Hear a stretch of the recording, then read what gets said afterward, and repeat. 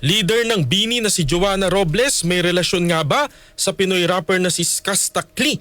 Kasama natin sa balita si Myra Jane Nasayaw.